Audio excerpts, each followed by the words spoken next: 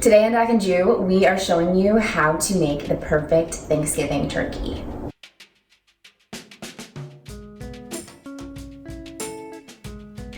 I don't really like turkey. Yeah, I think that often it's dry, flavorless, not as good as chicken, bad texture. Why don't we just eat chicken? But Julie made one for our Friendsgiving, and I was like, damn, there's potential here. Like, this can be good. It was juicy, moist, crispy skin. Oh yeah. What's different about the way we're doing this turkey is we are going to spatchcock it. It takes way less time than cooking it whole like this, so sure, it might be a little harder to cut the backbone out, but then by the end, you're only cooking it for like an hour instead of 4. So what you need for this task is a good pair of kitchen shears. They're essential. They need to be sharp.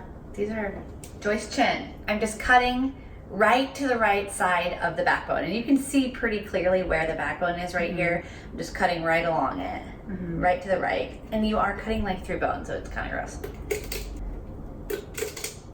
Cutting up the turkey will be so worth it in the end. Don't you just love watching two gals cutting up a turkey? Yeah. Julie, after buying it and defrosting it, she dry brined it. So this is the same application that we use for our chicken. Check out the video.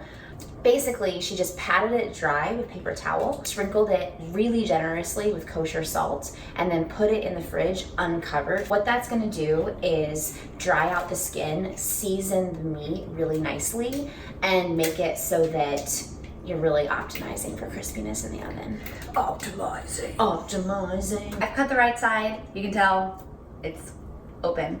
So now I'm going and cutting along the backbone on the left side. All right, we're almost done. I'm actually like amazed at how simple this was. I mean, there are way worse things that you could be doing instead, like skinning both your knees. getting a bikini wax. Okay, so that's the backbone. All right, so backbone is out. I have flipped our turkey lurkey over, and now what we have to do is we have to like break the breastbone and situate the legs properly, because the ultimate goal again is to have it all be flat. So I'm gonna kind of take these legs. Normally they sit like this, and I'm gonna flip them inwards. Hey girl. Hi girl. And then this is the kind of foul part. If this part didn't gross you out the most, but you're gonna break the breastbone, but you're just gonna press down until it's nice and flat. Now your little wings are kind of flopping around here, so what you want to do is just kind of maneuver them. I'm taking it and tucking the tip up behind the breast up here. So one of the advantages to spatchcocking like this is that having it spread out, it will make it so that the breast meat will stay really juicy. There's more surface area, which just means more crispiness. Yeah.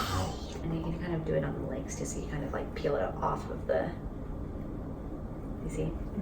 So I'm just kind of like lightly separating the skin from the meat, making a little pocket, and I'm sticking butter in there. Yeah. Delicious. I think she'd appreciate that. Like, you can do that to me when I die. Stuff you with butter?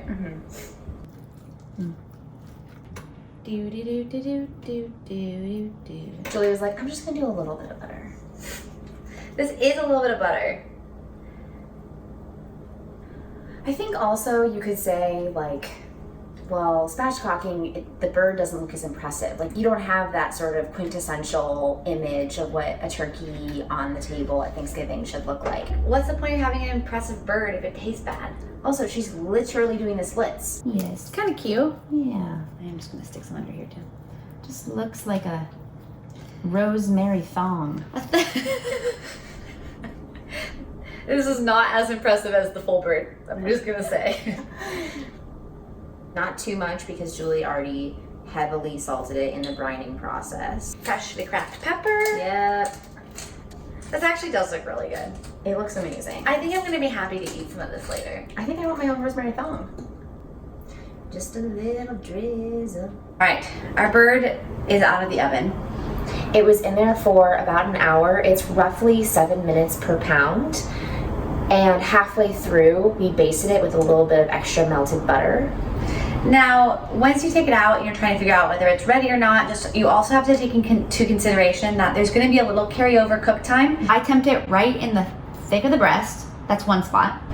And I took it out when it was a little bit before 160. And then you also want to temp it right in the thigh, kind of right in the space between the breast and the thigh, right kind of where it almost meets. Now you also want to be careful that you're not hitting a bone because that's going to really change the temperature. So now that we've let it rest for about 15-20 minutes, we are going to break it down. Juicy mommy. There we go.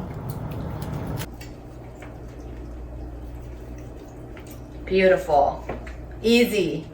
Not easy. Like a star. And then at this point, you want to save the carcass and make it into stock. Yeah, you want some? Yeah. Ready? This is the moment of truth.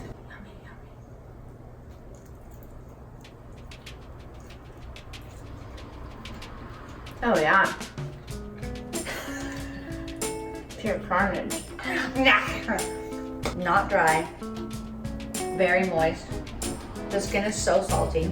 Also, the meat itself, you can tell it's been seasoned. Spatchcocking. It's your new best friend. One turkey, 9.56 pounds, cooked in about an hour. Why wouldn't you?